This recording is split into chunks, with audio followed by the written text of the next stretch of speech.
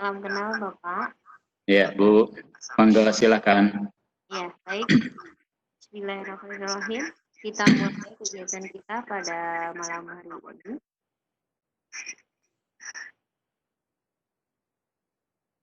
Assalamualaikum warahmatullahi wabarakatuh. Waalaikumsalam warahmatullahi wabarakatuh. Selamat malam dan salam sejahtera selalu untuk kita semua. Selamat datang untuk Bapak narasumber atas nama Bapak Wawan Sunawan yang saat ini menjadi atau bertugas sebagai Wakamat bidang kurikulum.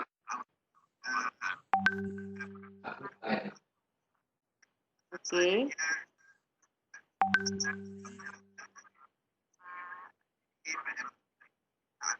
Suara saya ini ya double ya, storing. Ya, ada pantulan. Oh, memantul ya. Lalu ada yang masuk nih, sepertinya.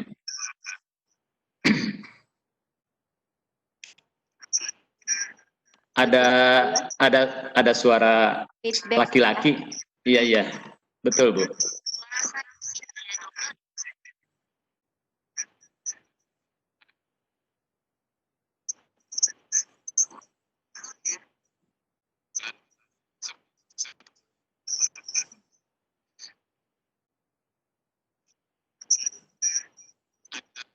Tes 1, 2. Ya, skip. Dilanjut, Bu.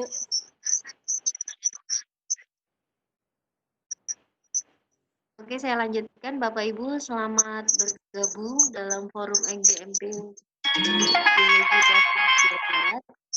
Perlu diketahui bahwa meskipun yang melaksanakan guru-guru biologi, tetapi materinya itu tidak hanya IPA atau sains atau biologi, tapi juga umum ya Bapak Ibu. Ini umum. Webinar kali ini malam ini webinar yang dilaksanakan oleh MBB Provinsi Jawa Barat untuk umum.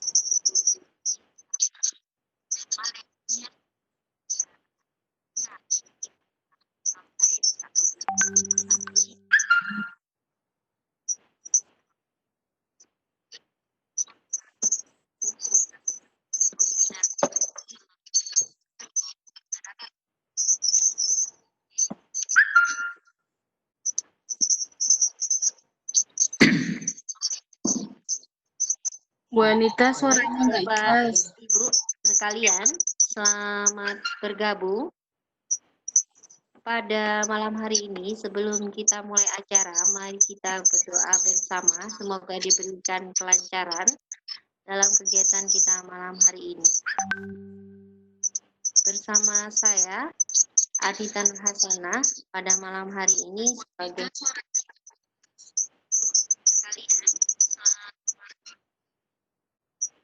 Bu Anita suaranya double ya?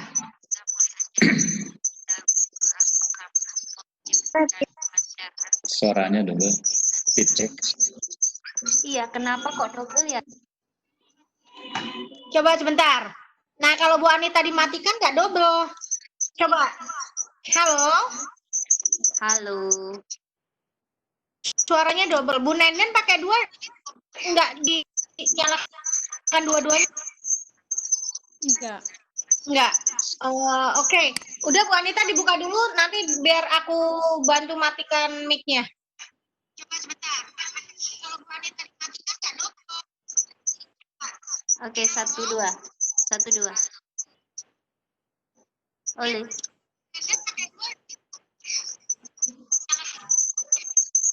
Bu Nenden pakai 2.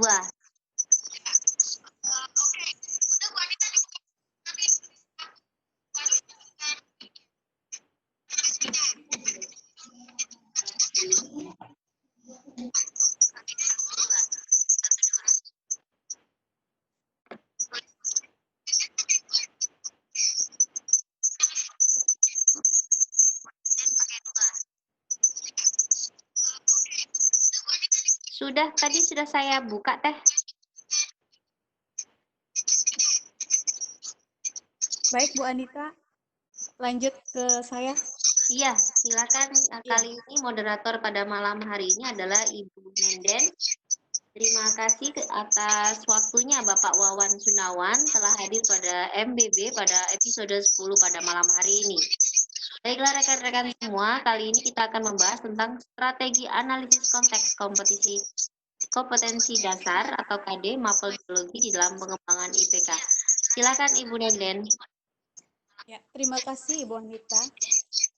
Bismillahirrahmanirrahim. Assalamualaikum warahmatullahi wabarakatuh. Bismillah, alhamdulillah, wassalatu wassalamu ala rasulillah, wa ala alihi wa sahbihi wa mawala. Puji dan syukur, marilah kita panjatkan kehadirat Allah Subhanahu wa Ta'ala. Salawat beserta salam semoga tercurah pada Nabi besar Muhammad Sallallahu Alaihi Wasallam. Alhamdulillah, pada kesempatan kali ini kita dapat berkumpul bersama di dalam room ini pada hari Selasa tanggal 22 Juni 2020. Pada hari ini kita akan mendengarkan paparan dari narasumber kita. Tapi sebelum menginjak ke materi, terlebih dahulu saya akan paparkan CV dari pemateri kita hari ini.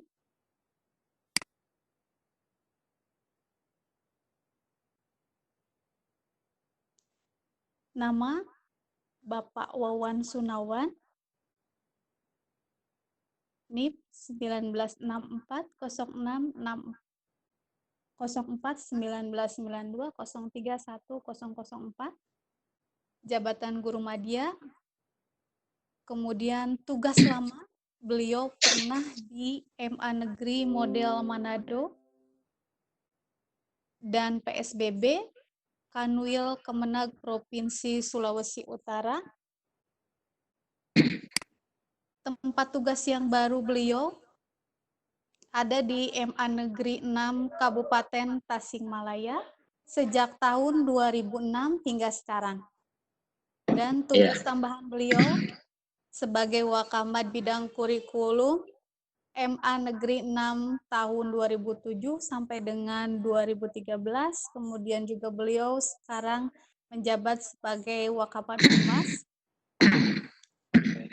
dengan alamat Kampung Citoe, RT 21 RW 6 dengan nomor handphone beliau 0821 20 21 6863, Desa Cipatujah, Kecamatan Cipatujah, Kabupaten Tasikmalaya. Riwayat pendidikan beliau SD Negeri di Karangnunggal, Kabupaten Tasikmalaya tahun 1977, kemudian SMP PGRI Cipatujah, Kabupaten Tasikmalaya tahun 1980, kemudian SMA Negeri 1 Karangnunggal, Kabupaten Tasikmalaya tahun 1984, S1 FKIP Unsil tahun 1989, jurusan MIPA, program studi pendidikan biologi, S2 Magister Pendidikan, program Pasca Sarjana UPI Bandung tahun 2000, jurusan IPA Sekolah Menengah, dan konsentrasi di bidang pendidikan biologi. Adapun pengalaman mengajar beliau selama bertugas, ini sangat banyak sekali. Mungkin saya hanya akan menyampaikan satu saja, yaitu dari tahun 2006 mutasi tugas, yaitu memilih tempat tugas di Bantar Kalong, Kabupaten Tasikmalaya, yang sekarang menjadi Madrasah Aliyah Negeri 6 Tasikmalaya sebagai guru mata pelajaran biologi. Dan karya tulis beliau ini sangat banyak sekali. Mungkin saya akan membacakan yang paling terbaru itu, meningkatkan mutu pendidikan madrasah melalui fungsi dan tugas pengawasan, yaitu upaya penguatan terhadap pendidikan lingkungan madrasah tahun 2016. Dan kegiatan yang pernah diikuti beliau juga, subhanallah, banyak sekali. Saya akan membacakan yang terakhir saja, yaitu DDLK dalam kegiatan PKG dan PKB Guru di Cikalong, Kabupaten Tasikmalaya. Penyelenggaranya yaitu Balai Diklat Keagamaan Bandung selama 4 hari di bulan Agustus 2016. Ya.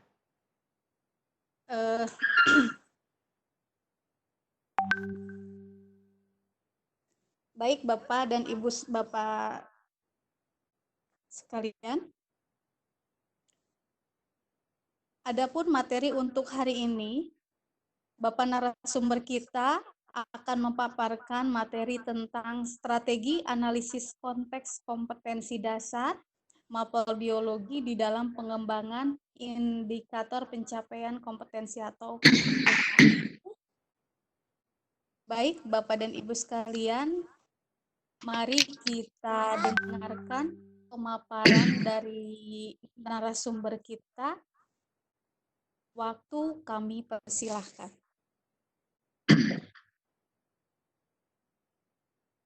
Assalamualaikum warahmatullahi wabarakatuh. Bismillah, alhamdulillah, wassalatu wassalamu ala rasulillah, Sayyidina Muhammadin wa ala alihi washabihi wa mawala. Asyhadu an la ilaha illallah wa asyhadu anna Muhammadar Rasulullah. Allahumma shalli wa sallim ala Muhammad wa ala ali Muhammad.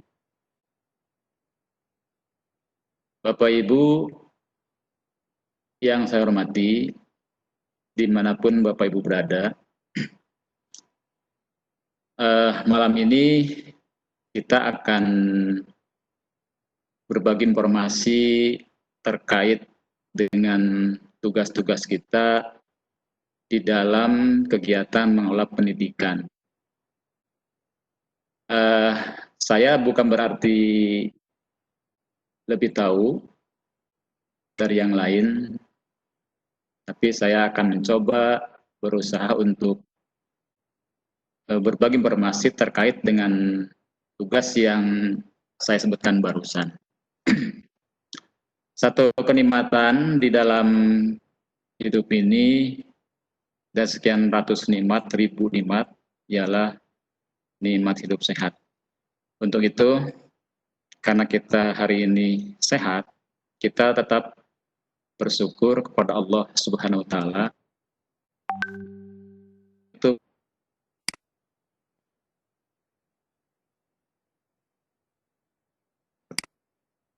saling mendengar, nanti ada kegiatan lanjutan saling bertanya jawab terkait tugas-tugas kita di dalam tholabul ilmi, mengajarkan ilmu di dalam kaitannya dengan tupoksi guru. Terima kasih kepada tim MGMP Provinsi Jawa Barat yang telah mengundang saya untuk mencoba tampil dalam konteks forum ini. Terima kasih kepada kolega operator di Satker kami di MAN 6 Tasikmalaya yang sudah berupaya. Maklum kami ini ada di pelosok di kabupaten, bukan di kota, dekat ke pantai, kira-kira 3 kilo lah. Jadi jaringan kami ini tidak sekuat, sehebat seperti di tempat lain. Untuk itu kami mohon maaf. Bapak Ibu yang saya hormati, terima kasih kepada guru-guru kami dulu yang telah mengajarkan ilmu, terutama yang terakhir kepada Bapak-Bapak Ibu dosen di UPI Bandung, karena kami alumnus dari sana tahun 2000, telah mendidik kami, membentuk perilaku kami sebagai pendidik. Ilmu yang Bapak Ibu sampaikan dulu sekarang bermanfaat bagi kami. Sekali lagi mohon maaf, terima kasih. Bapak-bapak, ibu-ibu yang saya hormati,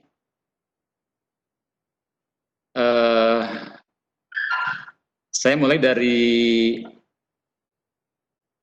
mana dulu ya?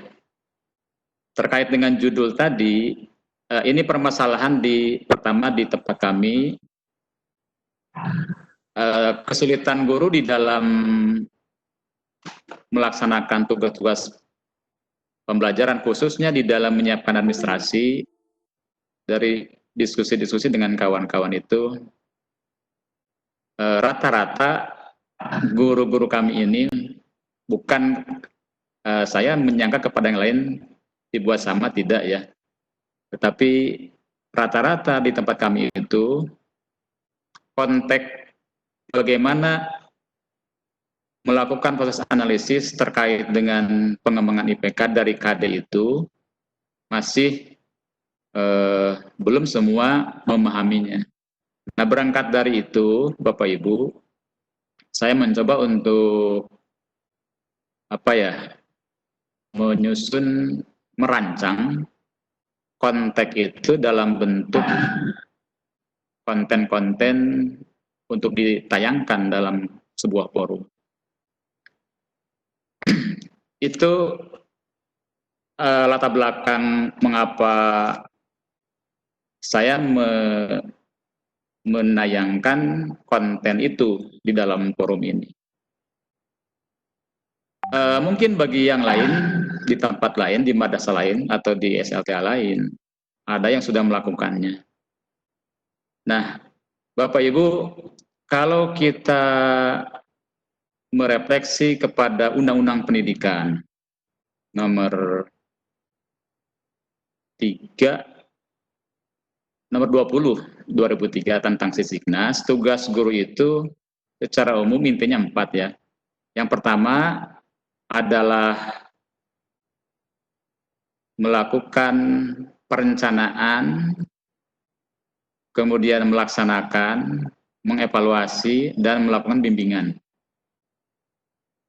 Nah, di dalam konteks perencanaan ini ada kata para ahli informasi, ahli hikmah, gagal merencanakan, gagal melaksanakan, atau sebaliknya. Nah, walaupun ada hal yang orang lain menyampaikan bahwa terlalu ideal itu tidak bagus katanya. Itu. Dalam konteks ini, saya mencoba untuk memikirkan tentang hal ini yang menjadi permasalahan guru di lingkungan madrasah. Bapak Ibu, seperti materi yang sudah saya siapkan, mari kita masuk kepada konteksnya. Peta forum MGMP kita malam ini mulai dari paparan sejarah kurikulum. Tidak apa-apa ini ya, untuk mengingatkan sebagai pengetahuan informasi baru bagi yang belum mengetahuinya. Yang sudah tahu, hitung-hitung memperkuat informasi. Kemudian bukan hal baru ini, elemen dasar regulasi kurikulum KTSP terkait Permendikbud yang sudah dikeluarkan secara nasional, ialah regulasi tahun 2016.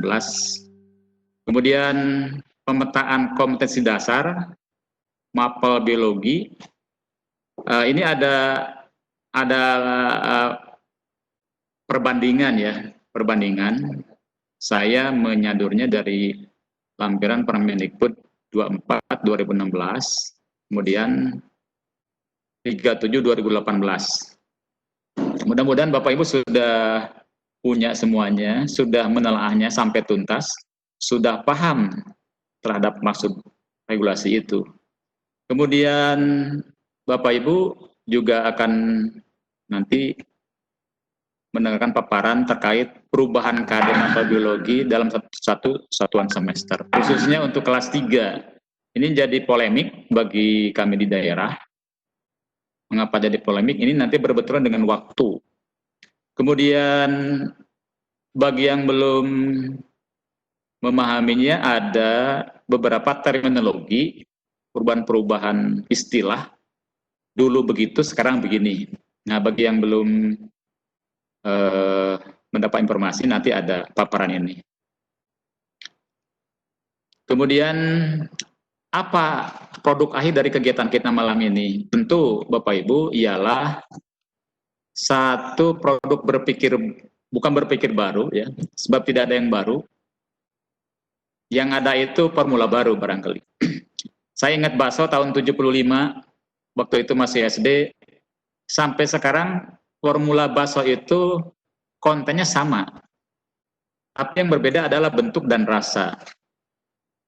Formulanya dimulai dari ada air, ada garam, ada cabai, ada mie, DLE, dan lain-lain. Dulu begitu, sekarang juga begitu. Jadi kalau begitu, apa bedanya bakso dulu dengan sekarang? Nah, ini nanti ada beberapa analogi ke situ. Kemudian Bapak Ibu, selama ini ketika Bapak Ibu menyusun konsep untuk ADM guru, khususnya di dalam menyusun RPP, biasanya guru memetakan waktu itu dari silabus ya. Atau dulu memang di silabus sudah disebutkan angka-angka berapa jam. Paparan kali ini bukan begitu. Kita akan mulai dari akarnya dulu gitu ya. Sampai kepada setelah dipetakan IPK itu nanti ada estimasi waktu untuk KD ini berapa waktu pasnya. Untuk KD yang itu juga berapa. Sehingga angka akhir itu nanti akan dipakai, dimasukkan di dalam RPP bagian paling awal, yaitu di identitas. Identitas RPP itu bagian awal kan, di situ ada waktu, alokasi waktu. Nah, konsep saya ini menghitung waktu itu harus diawali dari proses analisis kompetensi dasar dulu. Memang ini perlu waktu. Saya mencoba menyusun ini untuk satu KD itu rata-rata memerlukan 1 sampai 3 lembar. Kalau Ibu Bapak guru ngajar di kelas 1, KD yang dipakai sekarang adalah 11 kompetensi dasar, dikalikan saja 11 kali 3 berapa gitu. Kemudian untuk kelas 2 kalau saya lihat pemetaannya ada 14 kompetensi dasar, kali 3 berapa? Kelas 10, kelas 12 ada 10 kompetensi dasar. Nanti saya berbicaranya agak mengerucut ke kelas 3 ya, sebab kebetulan saya ngajar di kelas 3. Di bagian akhir ada proses seperti biasa, saya siapkan waktu untuk diskusi, tanya jawab. Dalam konteks kekinian namanya refleksi. Melihat kegiatan kita dari awal sampai akhir, kita menemukan sesuatu untuk kepentingan perbaikan ke depan. Dan nanti kita kemas dalam bentuk bahasa dalam pendidikan itu brainstorming ya, curah gagasan begitu. Tentu di akhir kegiatan kita diharapkan Bapak Ibu semua ada upaya implementasi. Ya, bagaimana mungkin bisa diimplementasikan dalam konteks kita bertemu hitungan 1-2 aja. Mudah-mudahan dengan konten materi di PowerPoint dan yang lainnya sudah saya bagi di grup WA, bisa untuk ditelaah kembali oleh Bapak Ibu guru untuk bahan informasi di dalam melaksanakan tugas. Nah, kesimpulan akhir dari kegiatan kita tentu Bapak Ibu 2 ya. Pemenuhan tugas guru tupoksi guru terhadap standar nasional pendidikan nomor 22 dan 23 tahun 2016. Apa itu? Tentang atau terkait dengan standar proses dan standar penilaian. Itu sebenarnya tujuan atau goal pertemuan kita pada malam hari ini. Bapak Ibu, mari kita melihat sepintas saja. Saya ajak melihat tahun-tahun perubahan kurikulum di negara kita. Ini penting. Di negara kita itu, atau negara kita, mengelola pendidikan sudah lama. Tahun 47 sudah ada kurikulum namanya, dalam bahasa Belanda, Leerplan. Dalam konteks kekinian namanya rencana pelajaran. Tidak lama kemudian ada perubahan tahun 52, 64 saya lahir di tahun 64. 3-4 tahun kemudian berubah tahun 68. Tahun 75, bagi bapak-bapak yang mendengarkan di forum ini, yang lahir tahun 60-an, mengalami belajar di SD menggunakan kurikulum tahun 75. Istilah GBBP itu dulu lebih populer. Satpol, satuan pelajaran, ya, sampai kini juga kita masih mendengar itu. Lalu tahun 84 sama GBBP, ada AMP dulu itu. Konteks kekinian mungkin apa ya? Kalau saya analogikan, AMP itu kalau sekarang mirip dengan analisis KD kayaknya. Satpol. Kemudian ada garapan untuk guru setiap kita nyusun satpol, waktu itu namanya TIK. Tujuan instruksional khusus. Kalau sekarang IPK. Kemudian TIU, tujuan instruksional umum. Nah, berubah lagi tahun 99 ya. Ada namanya suplemen. Saya juga waktu itu sudah ngajar tahun 84 ya, 99 sudah ngajar. Tetapi namanya suplemen, kalau kita minum suplemen Krating Daeng, dalam konteks kurikulum itu namanya ada reduksi justru. Ada pengurangan bahan ajar ya. Nah, tahun itu ada Undang-Undang Pendidikan Indonesia nomor 2 tahun 89. Kemudian 2004 paling populer di guru KBK, kurikulum berbasis kompetensi. Lahirlah Undang-Undang nomor 20 tahun 2003 terkait Sisdiknas. Jadi sampai kini kita undang-undangnya itu ya, Undang-Undang nomor 20 tahun 2003. Tupoksi guru masih seperti itu ya. Kemudian sertifikasi juga di undang-undang itu dibunyikan, ada di situ pasal-pasal menyangkut itu. Kemudian tidak lama 2 tahun kemudian 2006 KTSP ya diperkuat dengan aturan pemerintah PP 1925 terkait SNP, Standar Nasional Pendidikan, yang 8 itu. Bapak Ibu harus katakan yang 8 ini apa saja. Standar isi, SKL, standar guru, standar penilaian, standar proses, dan seterusnya, dan seterusnya. Nah, kemudian dirubah lagi, perubahan perbaikan revisi 2013. 2013 itu KTSP juga. Jadi jangan lupa kurikulum 2013 itu adalah kurikulum revisi KTSP 2006. Nah, di sini kalau kita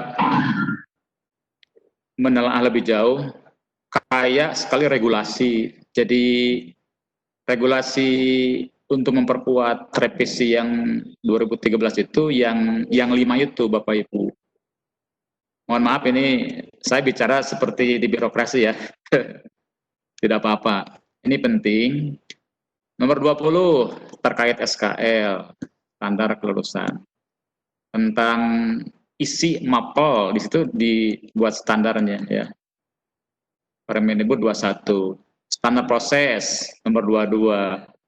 Menilai 23.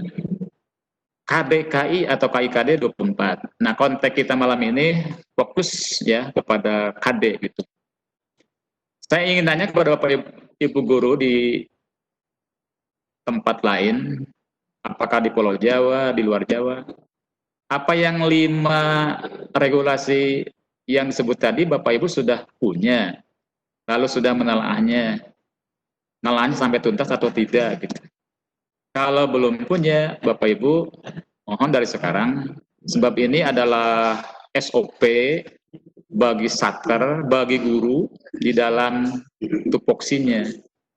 Dan ini harus dijadikan satu, jangan cuma disimpan di soft copy, di flash disk atau di laptop. Lebih bagus di copy, dijilid, suatu waktu kita bisa baca itu. Kemudian Bapak Ibu lanjut. Nah, Bapak Ibu silakan menelaah, mengorek-ngorek, menelisik, rekapitulasi hasil analisis KD yang sudah saya lakukan ya. 1 bulan yang lalu ini sebenarnya. Bapak Ibu coba dilihat untuk kelas 1. Kelas 1 itu di KD 3 ya. Ada 11, KD 4 ada 11, sama tetap 11. Nah, Bapak Ibu lihat ke bawah di materi. Di kegiatan pembelajaran yang lama di semester ganjil itu ada 6 yang dilaksanakan oleh guru. Semester genap 5, 6 tambah 5 11. Konteks sekarang saya melihat di Permendikbud 37 2018 untuk kelas 1 semester ganjil KD-nya dilaksanakan 7. Sisanya 4 berarti ya. Tidak perubahan jumlah, hanya bergeser posisi. Yang asalnya ganjil 6 sekarang jadi 7, yang asalnya semester genap 5 jadi 4. Kemudian kelas 2 tetap ya ganjil genapnya 77 karena kelas 2 itu KD berdasarkan Permendikbud 37 2018 atau 24 2016 tetap 14. Kemudian kelas 3. Nah, ini kelas 3 berubah seperti kelas 1 dan ada masalah untuk kelas 3. Menurut hemat saya ada masalah. Tinggal nanti ada kegiatan diskusi ya. Apa masalahnya? Di semester ganjil dulu ada 8. Ya. Genapnya 2. Untuk kelas 3 itu yang 2 di semester genap itu evolusi dan bioteknologi. Di Permendikbud 37 berubah perbandingannya. Ya. Jadi 73 berarti ada 1 KD nomor 3.8 yaitu mutasi ditarik di semester ganjil. Maaf, semester genap. Nah, ini menjadi masalah. Apa masalahnya? Kelas 3 itu hanya 8 minggu efektif saya kira belajarnya. Sementara materi pelajaran ditambah di semester itu. Nah, ini masalah. Apa efeknya? Tentu materi tidak akan tuntas. Ini bicara ideal ya. Tidak tuntas diajarkan kepada siswa sebab diburu oleh waktu ujian. Nah ini. Nah nanti ini bahan masukan barangkali kalau bisa dianggap sebagai masukan untuk ahli-ahli materi di kurikulum nasional. Nah, kita akan menyembuhkan dari pemetaan KD Mapel Biologi di kurikulum 2013 kelas 1, kelas 2, kelas 3. Kesimpulannya ialah terjadi perubahan pemetaan terhadap rancangan tupoksi. Kalau sudah berubah begini, sekarang ada pertanyaan, apa ADM guru mulai dari RPP dan lain-lain, pemetaan KKM tetap gitu loh. Kalau tetap berarti Bapak Ibu belum masuk ke ranah ini saya kira. Jadi harus idealnya ini akan merubah semua terkait dengan administrasi guru per semester. Bisa dilanjut. Nah ini saya kira sudah punya semua. Ini standar nasional, KI pengetahuan, kompetensi inti 3. Ini standar isi ya namanya. Permendikbud 21 ini. Kemudian kompetensi inti 4 terkait keterampilan. Nggak usah dideskripsikan, sudah ada ini. Bisa dipindah, Bu. Nah ini tadi sudah dipetakan, saya mencoba untuk menghilangkan Coba dilihat yang paling bawah, 3.8-nya sudah tidak ada di situ. Lanjut, Bu. Lanjut. Nah, 3.8 masuk di semester genap. Di semester genap. Lanjut. Terus. Nah, Bapak Ibu, ini garapan kita, nggak bisa dihafal kecuali yang pandai menghafal. Tugas guru itu tidak akan lepas dari ini, dari bagaimana mengatur-ngatur, memilih-milih kata kerja operasional ketika merumuskan konsep terkait RPP, ya, terkait IPK nanti. Kemudian ini sudah pada tahu semua, hitung-hitung untuk mengingatkan kembali. C1, C2, C3, lanjut. C4 analisa, analisis, evaluasi, kemudian C6 mencipta. Nah, ini rata-rata ketika kita memilih KKO, ketika nyusun konsep itu, Bapak Ibu guru yang lain masih bingung, begitu kira-kira. Ini adalah bentuk perubahan dari konsep KKO yang dirubah oleh Cradwell dan Tuan Anderson dari Bole sana, diadopsi oleh kita, bahwa cara berpikir kita itu meliputi tahap-tahapan seperti ini. Ini dalam konteks pedagogik namanya proses kognitif ini, ya. Nanti dilanjut lagi. Nah, Bapak Ibu, mari kita melihat atau merefleksi dari hasil coretan saya tadi itu, kira-kira ada 7 nih, ada 7 permasalahan, ada yang untuk perbaikan, ada untuk mencari solusi, ada untuk rekomendasi. Mari kita membaca satu-satu ya, bahan refleksi ke depan, terkait dengan hasil analisis KD tadi, pemetaan KD mapel biologi untuk kelas 1, 2, 3. Apakah alokasi waktu untuk PBM guru sudah sesuai dengan yang dipatenkan dalam KALDIK, kalender pendidikan? Nanti yang menjawabnya adalah kita-kita ini. Apakah setiap guru mapel biologi dalam 1 semester tuntas melaksanakan PBM mengacu pada pengembangan KD? Silakan dijawab ya, dalam hati. Yang ketiga, apakah jumlah KD yang ditetapkan dalam regulasi perlu dirubah? Ya.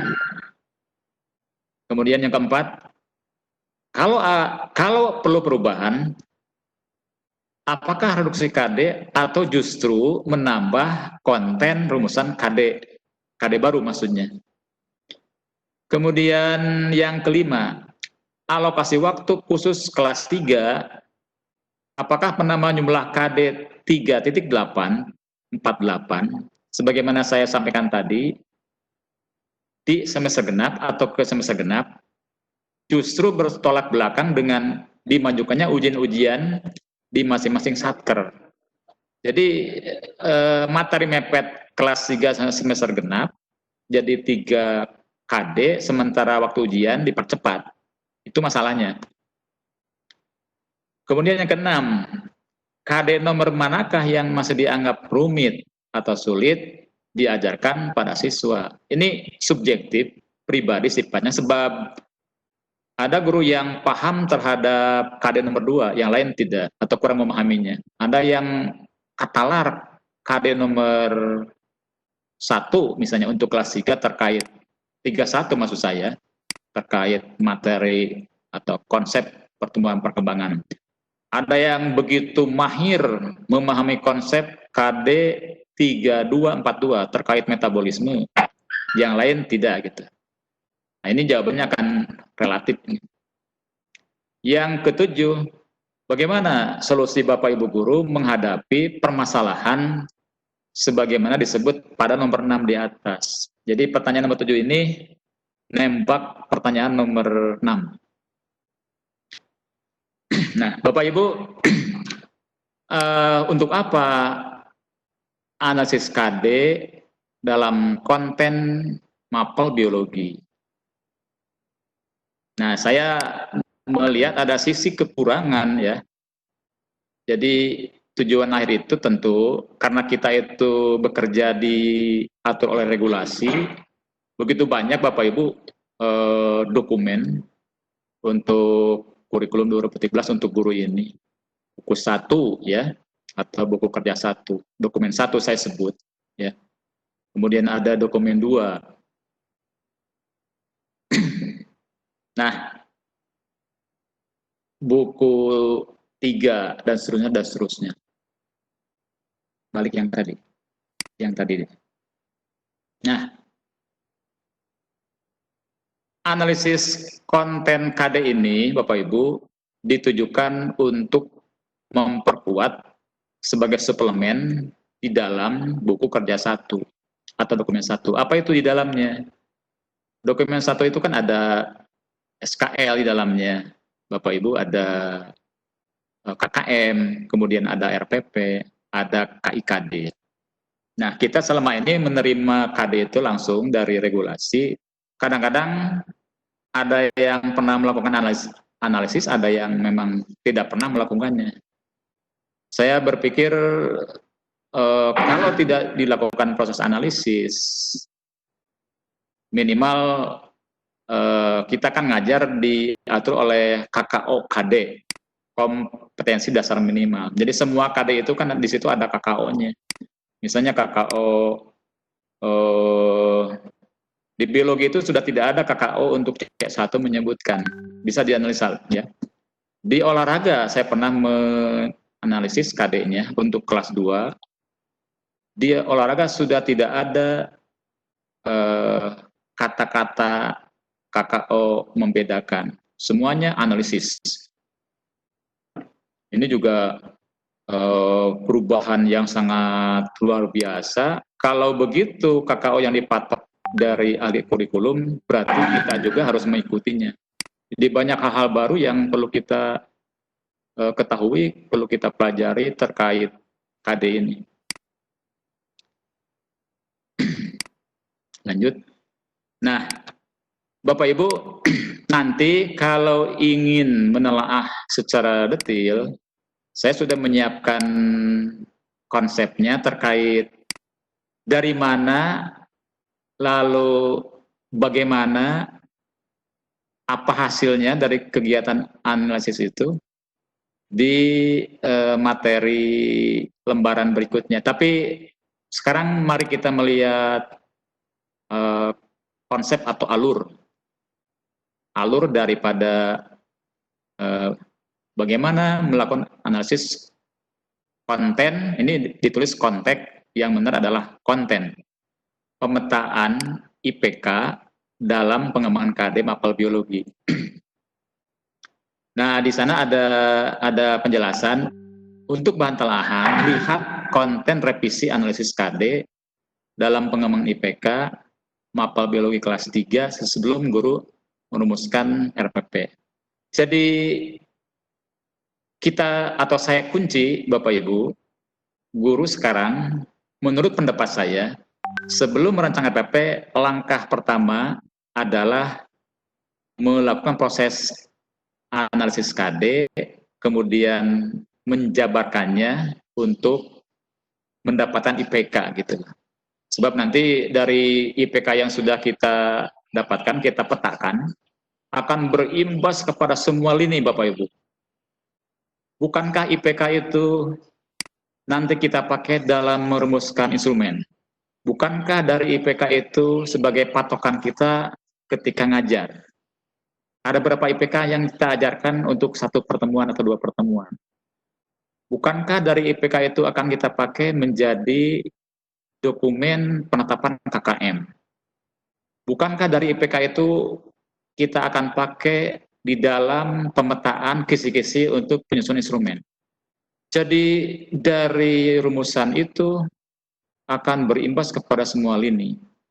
Oleh karena itu, argumentasi saya sampaikan mengapa sebelum RPP disusun guru harus menganalisis KD dijabarkan dalam IPK itu sebetulnya untuk pemenuhan di dalam standar nasional pendidikan ialah standar proses, khususnya Permendikbud 22 dan standar penilaian. Tugas guru itu yang paling banyak kan 2 ya. Melakukan PBM sesuai regulasi Permendikbud 22, kemudian Permendikbud 23 terkait penilaian. Jadi saya kira penting ya. Kalau ada yang menganggap tidak penting, saya anggap ini sangat penting. Begitu sangat-sangat penting. Mari kita melihat satu-satu.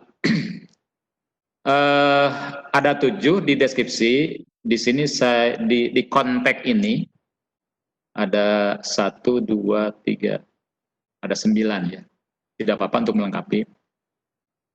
Dari mana mulai? Tentu Bapak Ibu harus mulai dari regulasi terbaru. Tadi di awal saya menyampaikan informasi, apakah Bapak Ibu yang 5 regulasi itu sudah punya? Nah, konteks untuk analisis KD ini Permendikbud yang terakhir, sebab ada perubahan sisi konten, sisi geser-menggeser ya. Permendikbud 24 maksud saya 2016 dengan 37 2018. Yang dimaksud di sini adalah yang terbaru ya, mengutip materi dan pasangan KD. Pasangan KD itu dalam kurikulum 13 ada 2, 3141, 3242 dan seterusnya. Kemudian setelah itu pisahkan kemampuan berpikir minimal dalam KKO KD. KD 3 dan KD 4 itu pasti ada KKO ya. Sepanjang kalimat hanya 1 KKO. Misalnya menganalisis. Untuk biologi kelas 3, KD 3 pengetahuan rata-rata dipasangkan dengan KD 4 menyajikan. Coba Bapak Ibu guru yang ngajar kelas 3 menganalisis pasti menyajikan di pasangan KD 4-nya. Nanti ada pemetanya, kemudian Bapak Ibu nanti lihat tabel 1, berdasarkan tabel 1, pilih KKO terbaru. Nah, Bapak Ibu, ini masalah yang saya sering mendengar keluhan dari Bapak Ibu guru, memilih KKO, sementara kalau tidak dipilih KKO, berarti KD tidak akan bisa dikembangkan. KKO ini kan dasar di dalam penetapan IPK nantinya. KKO yang dipilih itu nanti untuk jembatan mendukung KD. Kalau di situ KD-nya analisis, berarti KKO yang dipilih itu yang dari mana mulainya. Jadi kalau saya begini menganalogikannya, kalau kita ingin naik tangga keempat, ada 5 tangga, kita ingin naik tangga keempat. Bukankah kita harus naik kepada tangga 1, naik tangga 2, naik tangga 3. Nah, itu yang saya maksud dengan KKO, ya, KKO terbaru yang dipilih oleh guru. Oleh karena itu, ketika Bapak Ibu guru merancang ADM guru, adakah KKO di depan meja Bapak Ibu guru? Atau KKO masih tersimpan dalam flash disk di laptop yang masih tertutup gitu?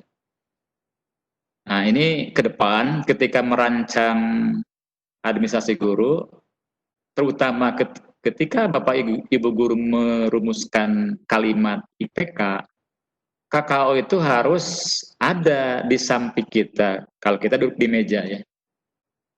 Simpan di meja, tutup pakai kaca supaya tidak terbang.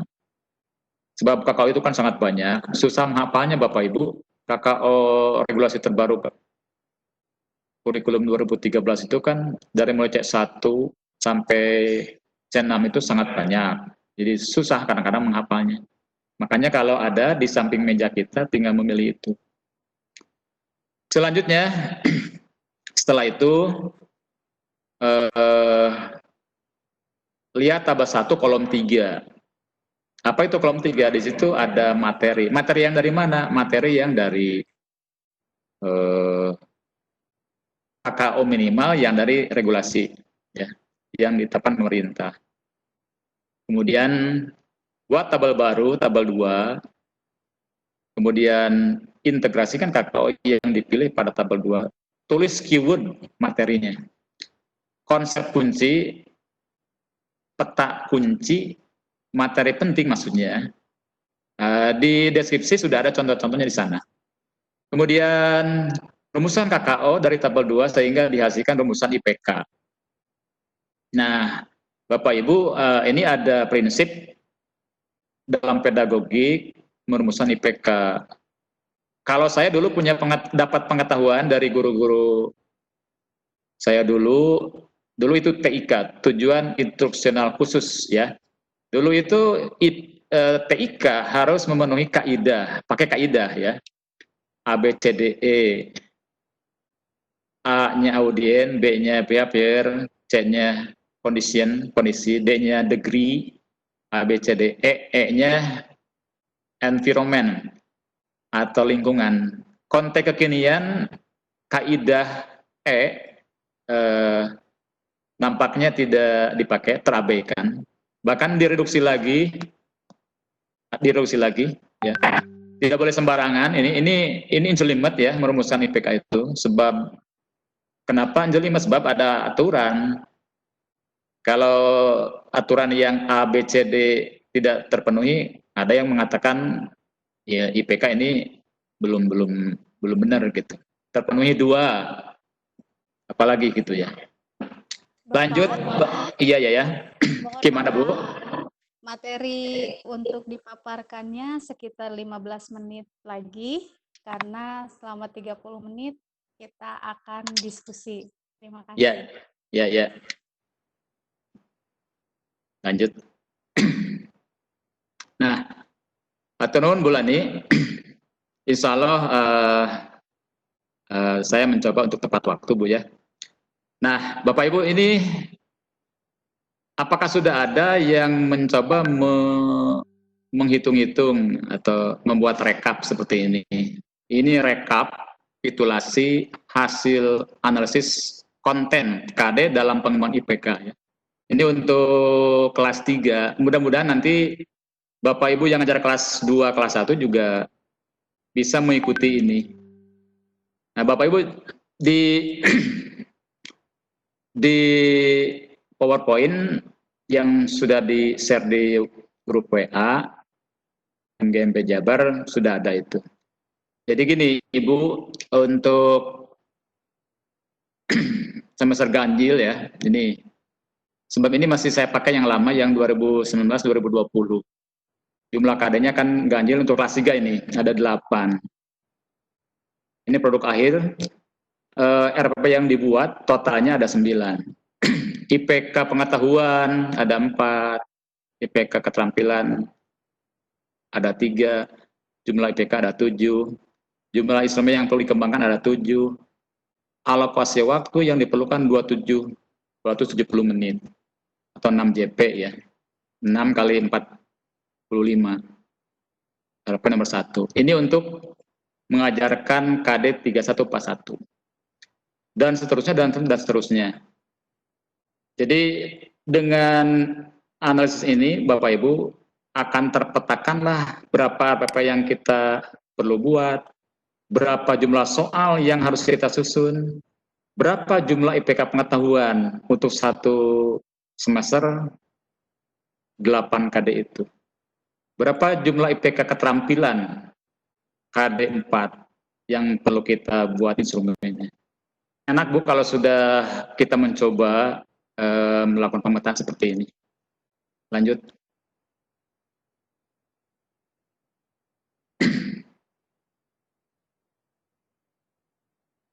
Nah, Bapak Ibu, ini sudah pada punya kayaknya buku kerja 1, 2, 3. Nggak usah dibahas satu-satu lah ya. Ada yang perlu dibuat oleh kita, ada yang perlu disiapkan oleh lembaga, oleh satker, dan seterusnya. Terus lanjut. Dokumen 3, lanjut dokumen 4. Setumpuk Bu ya. Nah ini elemen perubahan, ada terminologi, kita mendengar istilah UAS, mendengar istilah PAS dulu, sekarang PAT. Jadi bukan ngarang ini kesepakatan ya. Pengurangan atau reduksi terhadap KI1, KI2 untuk mapel umum. Gitu ya. Kecuali untuk mapel agama dan PKN. Bukan berarti kita lepas dalam menilai, tidak ya. Kalau dulu kan kita KI1, 2, 3, 4 tercantum dalam penyusunan RPP. Hanya mapel agama ya dan PPKN yang masih harus mencantumkan KI tersebut. Saya kira ini sudah ada ya bacaan ini di referensi grup yang sudah di-sharekan, tinggal ditelaah saja oleh Bapak Ibu guru. Kesimpulan Bapak Ibu, kesimpulan saja ini. Ada 5 kesimpulan. Analisis konten pemetaan IPK dari KD itu digunakan supaya KD minimal. KD minimal itu konsep kuncinya, keywordnya ada pada kalimat KKO di situ, ya, supaya dapat tercapai atau terpenuhi dalam PBM oleh guru. Ini pemenuhan untuk standar proses Permendikbud 22. Kembali bahwa kita itu ngajar diatur oleh regulasi ya, tidak boleh sembarang gitu ya. Kemudian yang kedua, hasil analisis konten pemetaan IPK dari KD digunakan supaya KD minimal diketahui alokasi waktunya ketika guru menyusun RPP. Tadi saya di awal pembicaraan, ketika kita menyusun RPP harus diawali dari penyusunan KD atau analisis KD, dijabarkan dari IPK, dijabarkan menjadi IPK maksud saya. Kemudian yang ketiga, Bapak Ibu, alokasi waktu hasil analisis konten pemetaan IPK dari KD ditulis pada bagian identitas RPP. Nah, sekarang bisa ketahuan, kita nulis alokasi waktu untuk KD 31 misalnya 230. Dari mana angka 230? Apa ngarang? Nggak boleh ngarang ya. Berdasarkan hasil pemetaan KD. Yang keempat, analisis konten pemetaan IPK dari KD digunakan ketika merumuskan KKM. Nah, kesannya, imbasnya. KKM itu pemenuhan buku 1. Kan setiap awal tahun, guru dimintai oleh bagian kurikulum untuk mengumpulkan KKM ya.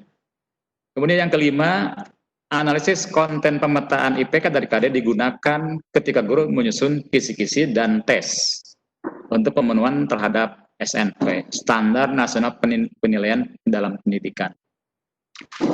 Bapak Ibu, kiranya informasi yang saya sampaikan sampai di situ dulu, semoga atau mudah-mudahan bagi yang belum mendapatkan informasi ini jadi penguatan informasi baru, bagi yang sudah sering mendengar info ini untuk hitung-hitung memperkuat kembali informasi, memanggil memori jangka panjang yang sudah diterima info tersebut di dalam kehidupan untuk mengelola pendidikan di lingkungan madrasah atau SLTA tertentu yang ada di tanah air. Terima kasih banyak. Mudah-mudahan atensinya dari semua bisa digunakan pengetahuan atau informasi yang barusan itu di dalam penguatan memperkuat tugas dan bisa diimplementasikan ketika merancang tugas-tugas atau tupoksi guru ketika mengelola pendidikan atau sebelum guru terjun melaksanakan tugas-tugas PBM di masing-masing satkernya. Terima kasih kepada tim Bapak Ibu guru GMP Provinsi Jawa Barat. Mohon maaf kepada bapak-bapak guru saya, ya. Saya sudah mencoba untuk tampil. Apabila ada hal atau konsep keliru, mohon diinformasikan untuk diluruskan. Sebab berbahaya kalau ada misinformasi atau miskomunikasi, miskonsepsi baru. Atur nuhun kepada Bapak Operator Satker 6 Tasikmalaya yang sudah membantu terhadap lancarnya program ini. Demikian, Assalamualaikum warahmatullahi wabarakatuh. Waalaikumsalam warahmatullahi wabarakatuh. Terima kasih Bapak atas pemaparan materinya. Mungkin tadi saat awal kita menyimak, kebanyakan dari kita sepertinya terjun bebas ya Pak ya. Itu yang kita akui. Kita harus jujur, kita terjun bebas. Tapi setelah ada pencerahan seperti ini, mudah-mudahan tidak terulang kembali terjun bebas seperti itu. Baik Bapak, kita awali dari pertanyaan yang ada di chat dari Bapak atau Ibu ini, dari Salma Yusuf, kemudian juga dari Maria Ulfa. Ini pertanyaannya hampir mirip, dan Ibu Maria Ulfa ini dari Aceh. Dari Aceh, Bu ya? Ya, dari silakan. Jauh ya, tapi dekat. Ke Aceh, tapi dekat ya Pak, berkat adanya room ini. Jauh, jarak dekat di hati. Nah, itu dia Pak. Yeah. Itulah kegiatan online. Ya, yang pertama Bapak, pertanyaannya. Ya, ini silakan Bu. Ketentuan KKO pada perumusan IPK, jika KD-nya analisis, apakah KKO itu minimal dimulai dari analisis atau C4, atau bisa turun 1 atau naik 1 tingkat berpikir kognitifnya? Ya. Kemudian pertanyaan yang nomor 2, untuk kelas 12 ini Pak, ya. Apakah KDE polusi bisa dipertimbangkan untuk direduksi? Menimbang alokasi waktu efektif untuk belajar itu kurang karena banyak ujian, dan juga materi ini juga sudah dipertentangkan kebenarannya. Mangga Bapak, untuk 2 pertanyaan pertama melalui chat. Yang pertama dari Ibu ya. Ya.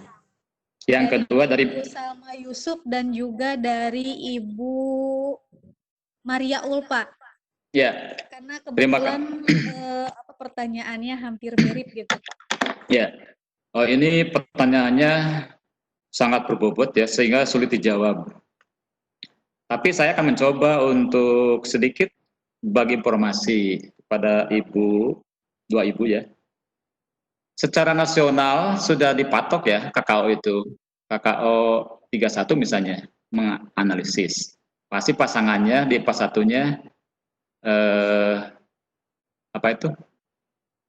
Analisis pengetahuan menyajikan. Itu rata-rata menyajikan di kelas 3 ya. Apa boleh turun digit, 1 digit, naik 1 digit. KKO di KD itu KKO minimal. KKO minimal. Jadi apa boleh dinaikkan? Bisa juga Ibu dinaikkan. Kita kan punya prinsip yang sudah dipatenkan dari Anderson. Kita tinggal milih itu. Bagaimana nanti konteksnya dalam pembelajaran? Nah, itu karena kita sudah merubah dinaikkan 1 digit, secara otomatis nanti kita akan merubah merancang dalam pelaksanaan PBM-nya. Tapi minimal kita patokannya kepada KKO minimal itu, analisis. Nah, justru di situ Bapak Ibu, mengapa pentingnya guru melakukan proses analisis KD dikembangkan jadi IPK. Tadi masih ingat dalam memori, kalau kita ingin naik tangga keempat, ada tangga 5 tangga. Dalam bahasa Sunda di Jawa Barat namanya taraje ya. Taraje itu bentuk lain. tangga. Masa sih, kecuali orang hebat ya, naik tangga langsung tangga keempat. Kan mesti ada pilihan KKO, namanya KKO bukan penyeimbang, jembatan menuju itu. Berarti KKO level 1 atau saya sebut C1, C2, C3. C4 kan sudah masuk analisis ya. Berarti KKO di dalam merumuskan IPK itu kita kembangkan ya. Bukan boleh turun satu digit. Disitulah bermainnya Bapak Ibu. KKO sebagai jembatan untuk menuju tahap keempat. Kalau analisis ada di C4 berarti kita pilih C3 di situ. Banyak sekali KKO. Saya kira begitu Bapak Ibu, untuk mudah-mudahan tidak puas Bapak Ibu atau Ibu-ibu terhadap jawaban saya.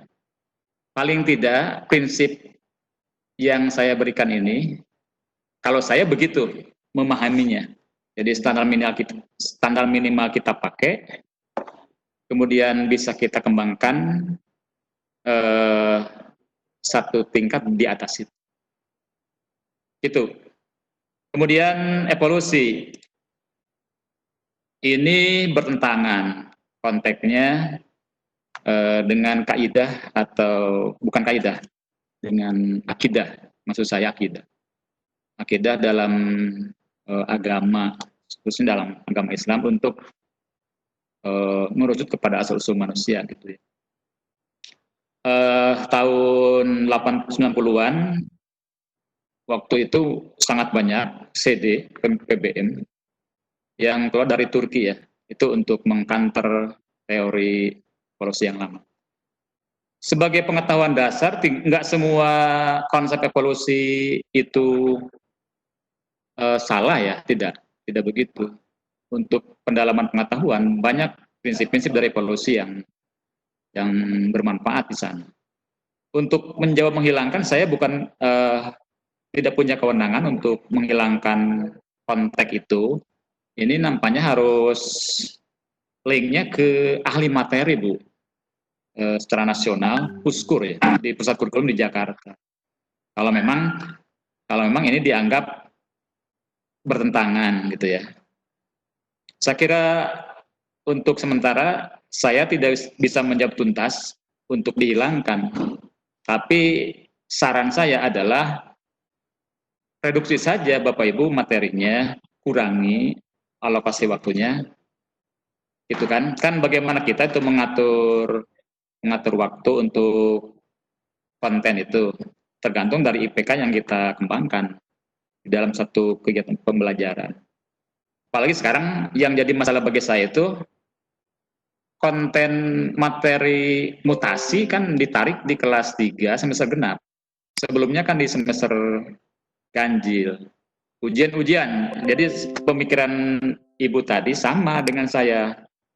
Bahwa di kelas 3 itu musim ujian di semester kedua, sementara materi ditambah 1 KD. 1 KD itu kalau dibuat RPP, 1 RPP untuk 240 menit lebih itu. Jadi untuk kira-kira seminggu atau 2 minggu. Jadi ini berbenturan ya dengan aturan yang menyusun jadwal ujian-ujian. Ini masalah, ini PR untuk para ahli materi di kurikulum tingkat nasional. Saya kira ibu-ibu atau bapak-bapak, jawaban saya seperti itu ya. Mangga Bu Lani dilanjut untuk yang lain barangkali kalau masih ada. Ya, terima kasih. Baik, kita lanjutkan. Tapi sebelumnya, saya bukan Bu Lani, Bapak. Saya Nenden. Astagfirullah. Lupa, ini suaranya seperti suara Bu Lani mirip gitu.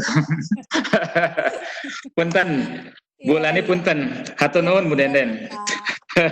Lupa. Pak, kita lanjutkan yang coba bertanya dengan yang sudah ada di raise hand. Ya. Bunda Anita atau Bunda Umi, boleh dibukakan satu penanya kita. Silakan dibacakan, Bu. Dari Ibu Juria. Kita langsung aja pertanyaannya ya Pak ya. Ini yang sudah raise hand dari tadi, sepertinya sudah tidak sabar ingin bertanya. Yang mana? Yang mana? Yang Juria, Bunda. Ya, silakan. Baik, silahkan Ibu Juria. Halo? Tidak ada suaranya. Tidak ada suaranya. Kita ke bawahnya, Bun. Ya, Dokter Anda Indri Jadi. silakan. Ibu, silahkan pertanyaannya. Masih sepi juga. Bikin Di kopi. bawahnya, Bunda, coba Bapak Momon. Sudah. Ah, Bapak Momon. Ke bawah. Iya, Ada Bapak Momon? Momon M. Mana? Nggak ada. Oh, nggak ada. Di saya ada. Raise hand Atau, kan? ya, raise hand. Nggak ada. Yang ketiga, Hasmiyah. Oh iya. Coba yang khasnya, Bun, bisa dibuka. Udah dibuka. Itu udah dibuka. Siap. Silahkan, Ibu Hasmia.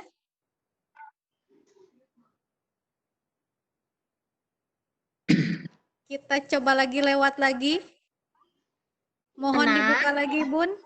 Sudah? Yang Kusumawati. Nah, Oke, Ibu Kusumawati. Masih tidak ada suaranya juga. Kita lanjut ke Ibu Endah. Ibu Endah. Oke. Ibu Halo. Endah. Ibu Endah. Halo. Halo Bu Endah. Halo Bu Endah. Itu ada pertanyaan di chat, Bun. Ini kayaknya yang raise hand kepencet mungkin. Oke. Kita coba yang Ibu Haryati Wiwi ya. Ada mungkin Bun di situ bisa dibukakan? Haryati Wiwi nggak ada. Oh, enggak ada. Ini yang I Gusti Ketut Putra. Ya, nih. Oke. Silahkan Bapak. Silakan, Bu. Gimana pertanyaannya? Sebentar Bapak, kita mau coba pertanyaan langsung dari peserta. Ya, monggo. Nah, udah suaranya keluar tuh. Bapak I Gusti Ketut. Halo Bapak. Ya. Monggo, silakan. Bun, mungkin satu lagi aja kita coba. Yang Muhammad Solehudin.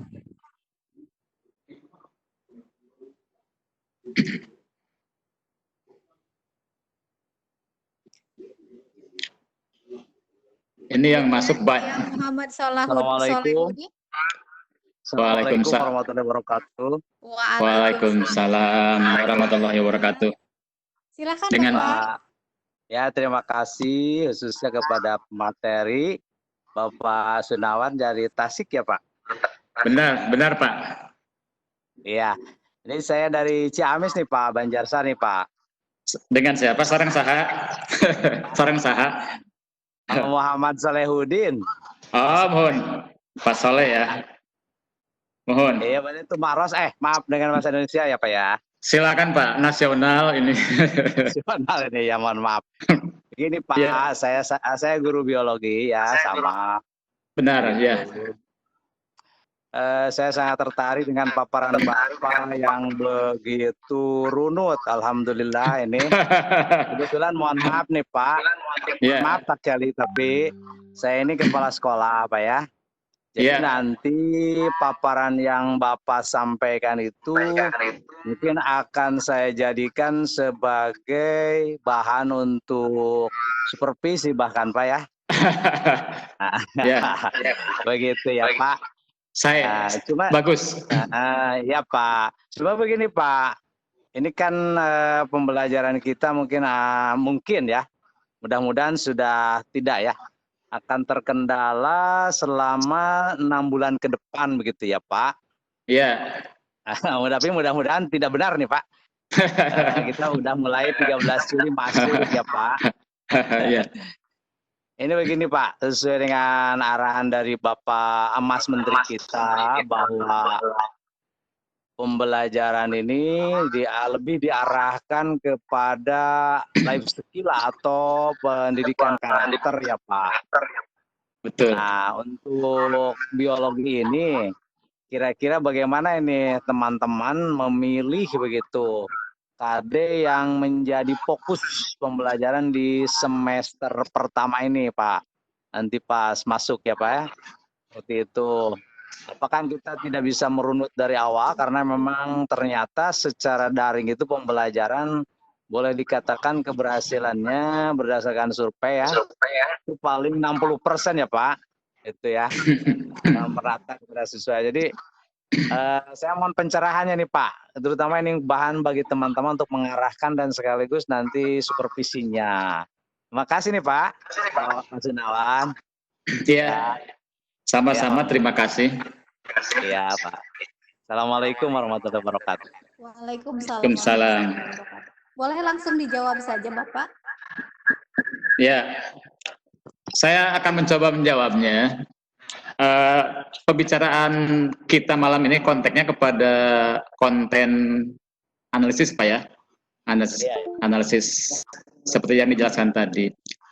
Tentu pertanyaan Bapak tadi itu ada kaitan hanya tidak secara langsung gitu ya. Sebab terkaitnya dengan PBM. Ini juga jadi bahan diskusi bukan cuma di Satker Bapak, Satker kami, mungkin juga di Satker yang lain menyesuaikan dengan situasi ini. Penguatan kepada pendidikan karakter. Di KI 2 ya, kalau tidak salah. Iya Pak ya, KI 2 kan, itu kaitan dengan sosial. Inpres nomor 1 2010, bagi yang masih belum ingat, itu kan terkait pendidikan karakter. Ada kalau tidak salah, saya lupa lagi, tapi secara umum ada 17 karakter yang perlu ditanamkan, dikembangkan, diajarkan kepada anak didik menurut Inpres itu. Kemudian di K13 juga masih itu konteksnya. Tinggal waktu saya kira Bapak terkait pencapaian target kompetensi harus berapa, kan ada surat edaran juga. Bukan tidak harus ya, bukan tidak harus. Ada saya baca pernah itu, tidak akan mungkin bisa dicapai dengan situasi seperti ini. Tinggal Bapak nyetingnya seperti apa untuk penguatan pendidikan karakter. Sebab ini susah dipantau Bapak Ibu, PBM dengan daring ini. Coba ngajari anak jujur bagaimana dengan daring seperti ini. Misalnya gitu ya. Agak jelimet juga. Jadi saya kira Pak Soleh ya, dari Ciamis menyesuaikan saja. Begitulah jawaban saya, mudah-mudahan tidak puas ya. Mudah-mudahan tidak puas. Ada gambaran dari Bapak nih, ada gambaran, terima kasih. Iya, mangga sama-sama.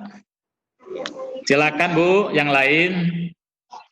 Baik Bapak, Ya. kita lanjutkan pertanyaan yang lain.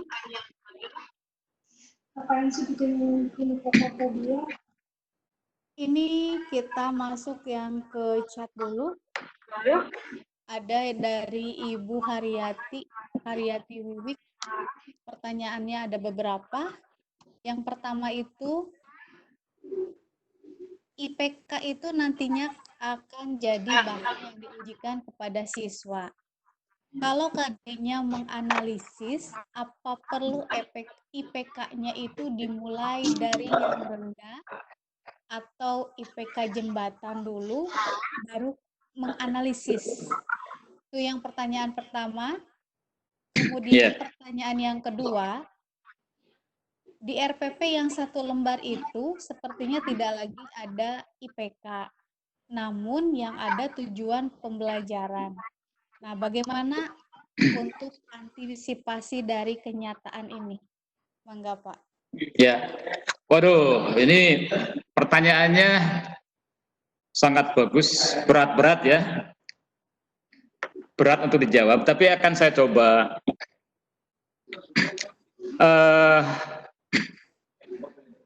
Untuk kalau saya belum begitu bukan tidak mau ya, belum begitu suka gitu, ya sama saja. Untuk merancang RPP yang 1 lembar, ini terlalu mengkerdilkan prinsip teori yang sudah kita pahami. Apa mungkin RPP 1 lembar? Lalu lampiran-lampirannya, lampiran penilaian kemana? Dikemanakan gitu. Tugas terstruktur dikemanakan? Dan lain-lain. Saya kira walaupun sudah ada mungkin regulasi, saya belum begitu jelas terkait. Ini datang dari semangat guru asalnya, mereduksi lembar RPP yang begitu banyak. Apa tidak perlu ada IPK? Loh, tadi kan Bapak Ibu, KD itu perlu dijabarkan menjadi IPK. Logikanya harus terukur. Apa mungkin kita langsung ngajar tanpa IPK? Yang ingin dicapai apa kalau tanpa ada IPK? Kan IPK itu adalah rambu-rambu. Siswa bisa mengidentifikasi bentuk buah. Apa di situ target yang ingin dicapai? Mengenali bentuk-bentuk buah. Jadi saya kira tidak mungkin dalam sebuah RPP tidak ada IPK. Sejak kurikulum 84, tadi saya di awal, dulu ada TIK, tujuan instruksional khusus. Lalu KBK mengembangkan istilah indikator saja. K13 IPK, pakai pencapaian kompetensi. Indikator pencapaian kompetensi. Kalau guru atau Bapak Ibu guru ngajar menggunakan RPP tanpa IPK berarti Bapak Ibu itu tidak menggunakan regulasi. Regulasi yang mana?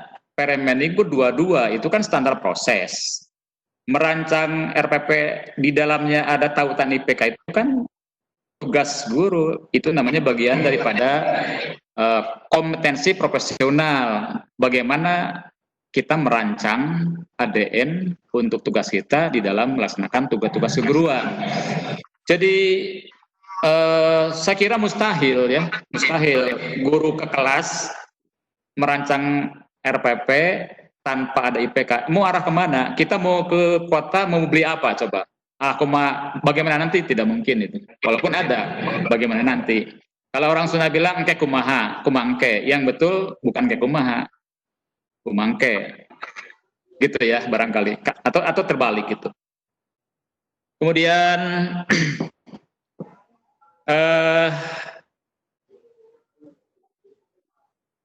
apa bisa dikembangkan IPK semuanya? Semua IPK yang dikembangkan dari KD itu, kalau guru mengembangkan dari 1 KD jadi 4 IPK, kan itu harus dibuat instrumennya, harus disusun instrumennya. Kan bisa tuh, 1 IPK, 1 indikator, 1 TIK kalau dulu dikembangkan jadi 2 instrumen. Hanya di sana ada syarat, tidak boleh tumpang tindih, kira-kira begitu. Saya kira Ibu jawaban sementara dari saya sampai di situ dulu. Mudah-mudahan tidak puas untuk bahan diskusi Ibu kita semua nanti di dalam tugas-tugas kependidikan. Ya. Mangga yang lain, silakan. Siapa? Pertanyaan selanjutnya ini dari link YouTube. Pertanyaan dari Bapak Siparman. Ini pertanyaannya, mohon penjelasan dari Bapak narasumber. bagaimana kaitannya KD, tujuan pembelajaran, kegiatan pembelajaran, penilaian pembelajaran, dan 6C atau 6K dalam penyusunan RPP? 6C atau 6K dalam penyusunan RPP. 6C. Saya mau nanya dulu, 6K ini apa ini? Saya belum begitu mengenal istilah ini. Kepada yang Pak Suparman, 6K ini apa maksudnya? Maksudnya 6 yang 6C mungkin, Pak. C6. Ya, betul. Proses kognitif maksudnya. C1, C2, C3, C4, C5, C6. Yang ditanya kaitannya. Betul, kaitannya antara KD, tujuan pembelajaran, kegiatan pembelajaran, dan penilaian pembelajaran dalam penyusunan RPP, Pak. Waduh, ini jawabannya kalau dibahas panjang nih ceritanya. Kesimpulan saya menjawab harus koheren semuanya. Harus ada korelasi, tidak boleh terpisahkan. Harus seperti tubuh kita, sakit kaki, semuanya sakit gitu. Begitu Pak Suparman, jawaban sementara. Oke, Bapak. Kita lanjut pertanyaan dari chat ya, Pak ya. Ini dari Bapak Ketut Eka. Pak Ketut dari mana, Bu? Sepertinya dari Bali ya, Pak ya, kalau melihat Pak Ketut. Mungkin dari Cianjur juga ada. Iya, Pak. Ini pertanyaannya tentang KD. Siapa yang menentukan jumlah KD pada setiap semesternya itu, dan juga bagaimana trik untuk menentukan IPK yang berbobot?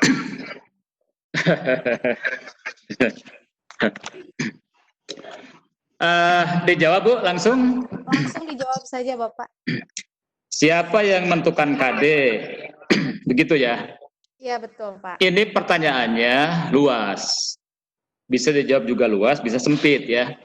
Kalau konteksnya kepada pertanyaan regulasi, siapa yang menentukan KD? KD maksudnya, Pak? Para pakar di Jakarta yang ditetapkan dalam regulasi Permendikbud. Kelas 3 IPA ada 10. Kelas 2 IPA ada 14. Kelas 1 peminatan IPA ada 11. 11, 14, 10. Itu konteks regulasi. Lalu konteks satker, guru itu kan mengacu ke situ. Makanya tadi di awal paparan saya, untuk kelas 3 khususnya, ada perubahan KD dari ganjil ke genap yang bukannya lonong ya, di over. Khusus 3.8, 4.8, mutasi. Konten, konsep mutasi diajarkan di semester genap. Ini yang jadi masalah. Yang menetapkan KD jumlahnya berapa semester genap, ya kita berdasarkan regulasi. Yang menetapkan KD semester ganjil, kita guru mapelnya sesuai regulasi. Begitu saya kira jawabannya. Oke. Mangga, yang lain kalau masih ada. Pertanyaan selanjutnya, Pak, ini masih banyak nih di chat. Iya, iya. Pertanyaannya ini dari Ibu Tati Sumiati. Mangga. Ini terkait dengan kondisi pandemi COVID-19. Adakah pengurangan KD pada proses pembelajaran dihubungkan dengan kondisi waktu yang terbatas, Pak? Ya. Langsung jawab, Bu. Silakan, Pak, langsung dijawab. Ada surat edaran, kita juga harus mengindahkan itu. Bukan menghilangkan KD. KD itu kan dipatok tadi kelas 3 semester ini, semester yang akan datang tahun ajaran baru, semester ganjil kelas 3 ada 7. Kelas 2 ada 7 KD yang diajarkan. Kelas 1 ada 7. 6 ya, kalau nggak salah tadi itu. Bukan menghilangkan KD-nya Bapak Ibu, tapi durasi. kami di Tasik Selatan sudah mulai berdiskusi berdasarkan informasi dari edaran yang diterima. 1 JP itu, 1 jam pembelajaran itu durasinya dibatasi hanya 25 menit.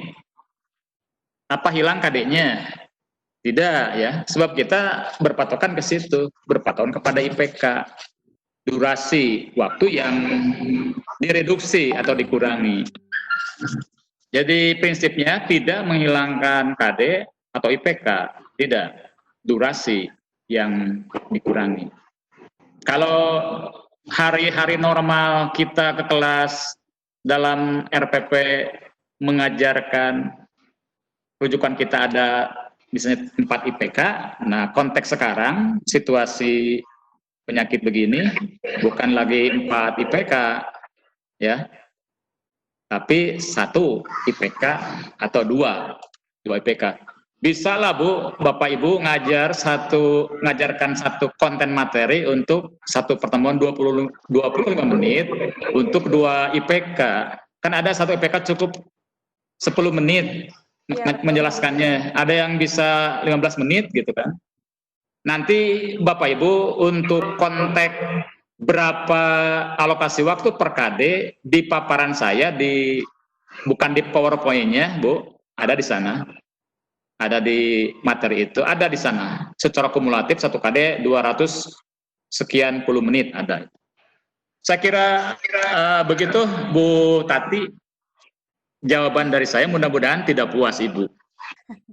Iya Bapak, jam di sini sudah menunjukkan jam 20.55. Iya Bu. Mungkin mohon maaf untuk pertanyaan-pertanyaannya itu tidak bisa semua terjawab, tapi saya yakin itu tadi sudah tercover semua dari jawaban narasumber kita. Dan mudah-mudahan bisa menjadi puas dari pemaparan materi hari ini. Baik Bapak, saya persilahkan Bapak untuk closing statement sebelum kita menutup pertemuan hari ini. Ya, terima kasih Bapak Ibu. Saya masih ingat kepada 1 kalimat. Saya pernah baca referensi dari tokoh negara ini, di PowerPoint juga ada. Bung Karno ya, tahun 69, ada 1 statement, guru itu, kata Pak Karno, adalah pembentuk jiwa dan pembentuk cara berpikir siswa atau anak. Jadi begitu hebatnya Pak Karno memperhatikan kepada bangsa Indonesia terkait dengan guru.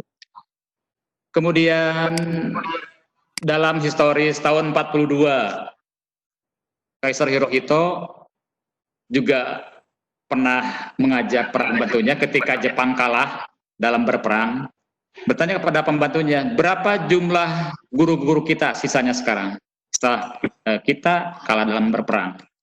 Nah, dari 2 pemikir besar tadi itu, ternyata guru masih diposisikan sebagai orang yang penting ya dalam sebuah negara.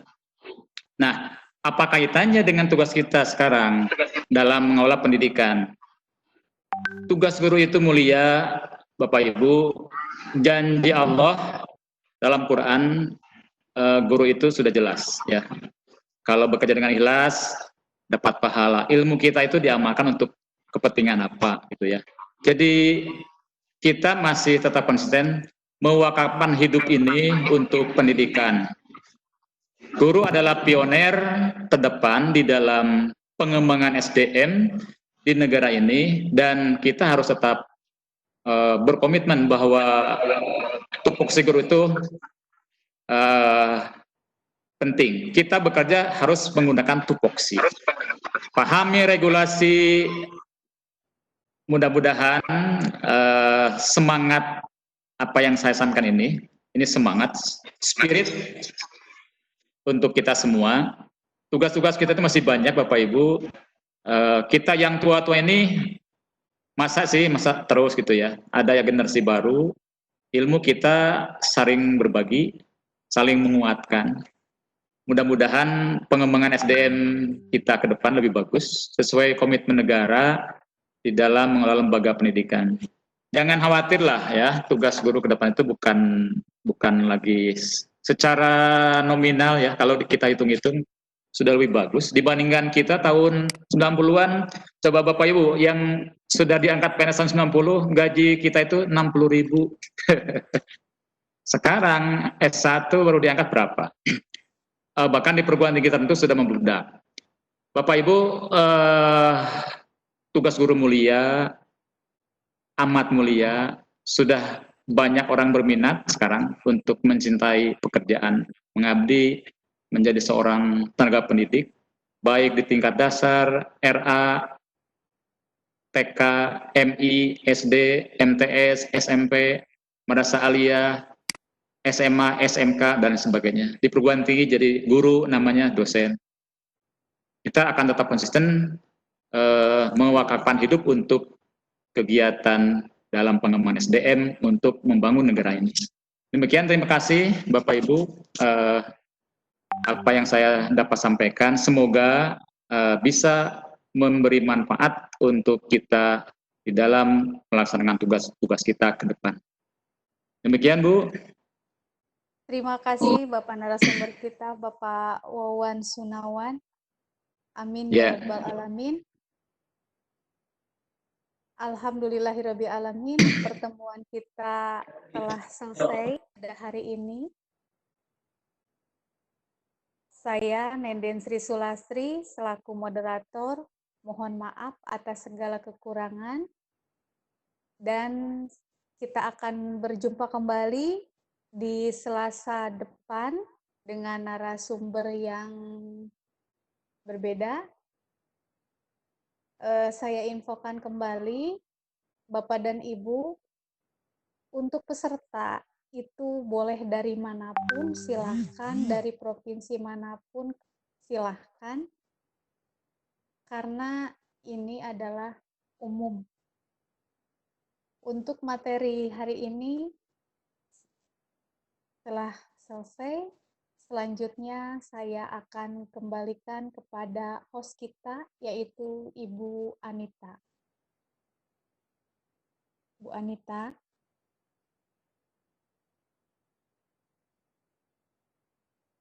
Baik, Bapak dan Ibu, sepertinya Bu Anita tidak ada. Kita akhiri saja pertemuan hari ini. Billahi taufiq wal hidayah. Assalamualaikum warahmatullahi wabarakatuh. Salam.